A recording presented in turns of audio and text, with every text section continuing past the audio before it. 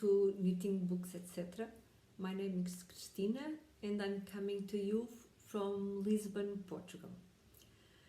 So today I'm here just to update you on my reading and also to share some new acquisitions I have. So, regarding what I've been reading, as I told you before, I am a little bit overwhelmed with everything, every read along I put myself in. So currently I have 2 audiobooks on the go, and one of them is, which is the one I'm almost finishing, is The Dead Secret by Wilkie, which I'm reading while I knit. It's the I took part of the stitch and read along. I think that's how it's called. The other one is, I think, from Bernard Cornwell. I think that's his name, and it's the first book in his Last Kingdom series. So those audiobooks, that one is still at the very beginning. And then for my books, I continue with my reading of the Divine Comedy. So I am at the door of the Purgatory finally. So it's been open. I'm enjoying this very much. Then I stalled a bit in my Brothers Karamazov, and I'm still at halfway point. But I think I'm picking it up. I also stalled because I haven't read much these last few days because I have been very, very sleepy. I don't sleep at night due to my problems with my arm, and then during the day I'm very sleepy, and when I try to read I fall asleep. So my 3 monsters, which are Brothers Karamazov, my Our Mutual Friend, which is again a book which I'm finding very, very funny, still 1/3 perhaps, and because I said that I wasn't going to take part in more read-alongs, I joined Jennifer Brooks and Christy Louise with this one here, and I started very recently and on the 22nd, but I haven't read for 2 days. Today I did read a little bit, so I am at the beginning of the book, but I am enjoying it a lot because until now it's a little bit introduction to characters, and as you know, these types of books have lots and lots of characters, and so lots of them are being introduced, and that's more or less what we have until now. So again, as I said, yes, I have another one, but it's one of those accidents, as I normally say. I bought some books, so I'm going to show you first. The first 2 books I bought were, I passed through, now the bookshops are open again, and I couldn't resist enter a bookshop here near my house, and I bought 2 books there. So I bought The Picture of Dorian Gray, this edition here, which was quite inexpensive. I think it was €5, and I read many stories of Oscar Wilde and some plays, but I never read The Picture of Dorian Gray, so I will have to read that. And then I also bought this one here, which I hadn't read before. I many years ago, I watched the film, François Truffaut film, when I was in the 10th grade. I remember I was 15 years old, and I never forgot the film, but I had never read the book.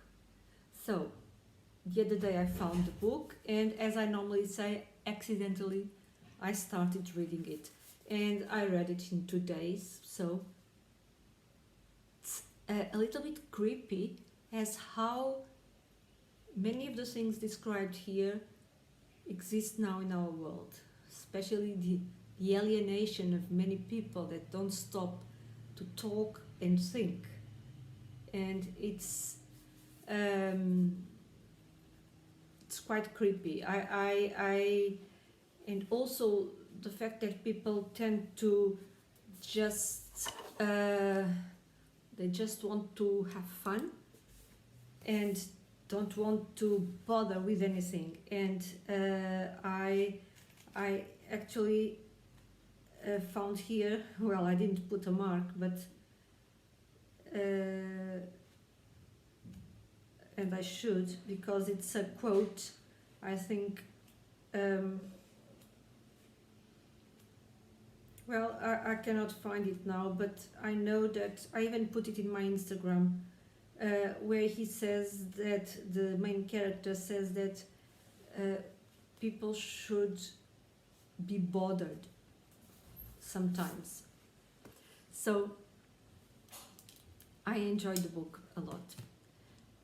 So these two books are part of my current haul. Then I finally went to, there's a bookshop here, second-hand bookshop here in Lisbon, which sells books in English. And I had never gone there, so I decided to go now that the shops are back. They are opened. So I found, I bought some books that I want to read. So one is this one here, Vanity Fair. It was in fairly good condition.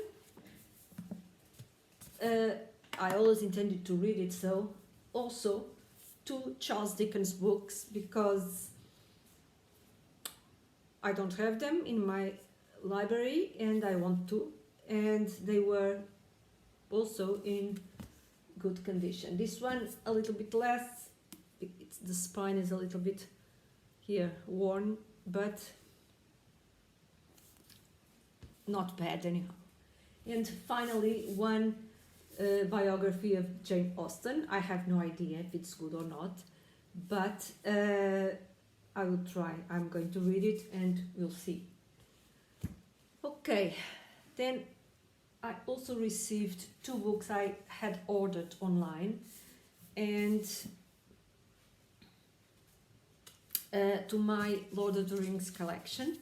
One is this one, which is the definite and annotated companion to The Lord of the Rings by Wayne Hammond and Christina Schull. I have heard the two ways of pronouncing it. It's massive, and it's a very detailed annotation of the books, or the book, because. And finally, another one which I just browsed a bit. This book, it's beautiful. So it's an annotated version, as you can see, but it's full of pictures, drawings, things like small details, lots of introductory material.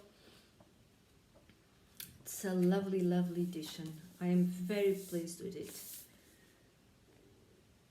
And it's the Douglas A. Anderson is the author of the annotations. And finally, in this I have been watching Codex Cantina, analyzing short stories, and recently they talked about Clarisse Respecter, which was a Brazilian writer, and I hadn't read anything by her, and so I suspected that I would like her. And I found an edition of every story, so todos os contos means in English all the stories of, and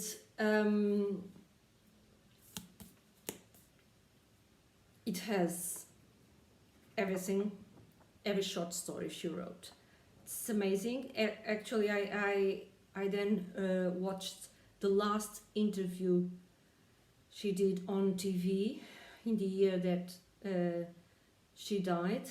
It was very interesting, and she, in that interview, she mentions that it's very funny because she says that she doesn't understand why people say that she has a very hermetic or closed style and that she is difficult to understand, because she says that she said, I understand me.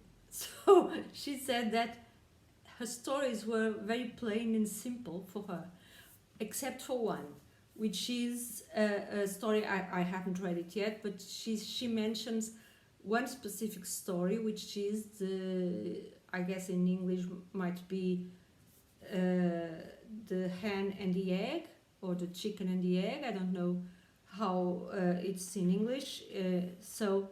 And she says that one, she doesn't understand it.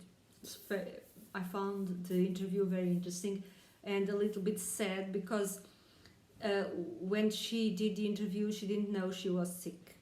And then later on, they found out that she had cancer, and she died one day before she was 57. So I am now 57, so it's quite impressive and a little bit sad that she died like that. And it was also very interesting to see that she referred that whenever she had periods where she was writing and then periods when she wasn't, and she refers to them as periods where she was alive and periods where she was dead. So whenever she wasn't writing, she was dead. That's what she used to say. So very interesting. So I'm looking forward to read these short stories, and some other stories that I am also waiting for, but I will show you in a next video. For now, that's all. Until then.